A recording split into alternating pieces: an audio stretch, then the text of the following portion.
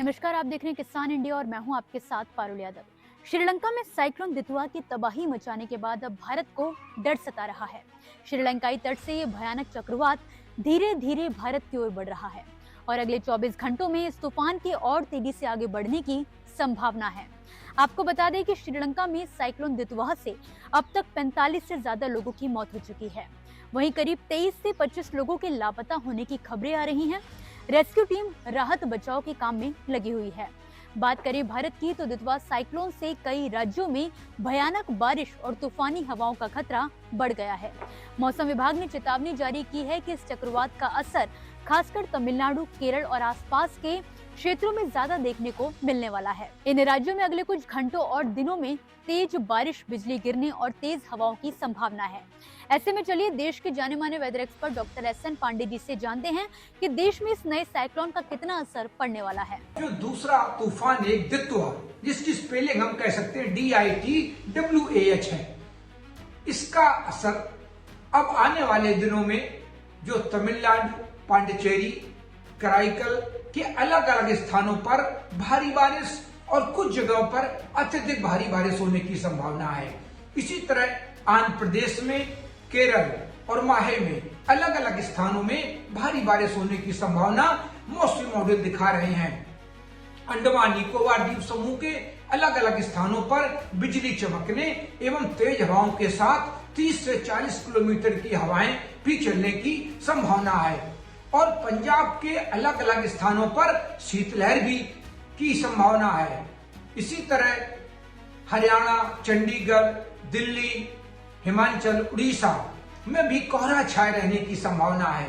दक्षिणी केरल तट और समीपवर्ती जो हमारा लक्षद्वीप है, वहाँ के केमुरन क्षेत्र में और दक्षिण पश्चिम और समीपवर्ती लक्षद्वीप, दक्षिण पश्चिम पूर्वी बंगाल की खाड़ी और पश्चिम मध्य बंगाल की खाड़ी के कुछ स्थानों में, दक्षिण आंध्र प्रदेश के तट पर 35 से 40 किलोमीटर पर घंटे की स्पीड से हवाएं चल सकती हैं और वहां पर बारिश होने की भी संभावना है। मन्नार की खाड़ी, श्रीलंका, तमिलनाडु के दक्षिण पश्चिम बंगाल की खाड़ी के कई हिस्सों में बारिश होने की संभावना आगे आने वाले दिनों में बनी हुई है।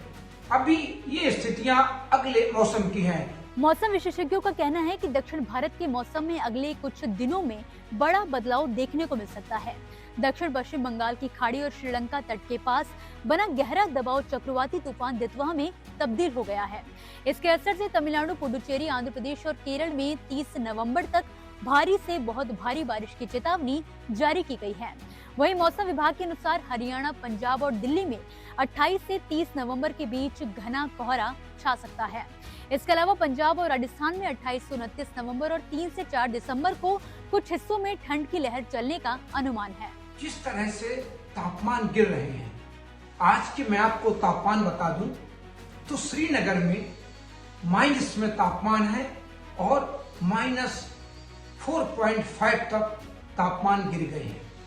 इसी तरह मध्य प्रदेश में आज 6.1 शहडोल एक जगह है, वहां पर रिकॉर्ड किया गया है। इसी तरह शिमला के मंडी में 4.7 और सुंदरनगर में 2 डिग्री तापमान रिकॉर्ड किए गए हैं। ये हमें इस ओर इशारा कर रहे हैं कि दिसंबर में हमें लग रहा है अब की बार जो सर्दियां होंगी वो अच्छी हो सकती हैं और जनमानस के लिए थोड़ी दिक्कत तलब वाली भी हो सकती हैं। ऐसे इशारे मौसम कर रहा है। उत्तर प्रदेश, बिहार, हमारा हिमाचल, उत्तराखंड, दिल्ली में भी थोड़ा कोहरा होगा और प्रदूषण की बहुत बड़ी समस्या दिल्ली में बढ़ती जा रही है और ये स्थितियां मानव स्वास्थ्य के लिए बहुत अच्छी नहीं कही जा सकती हैं।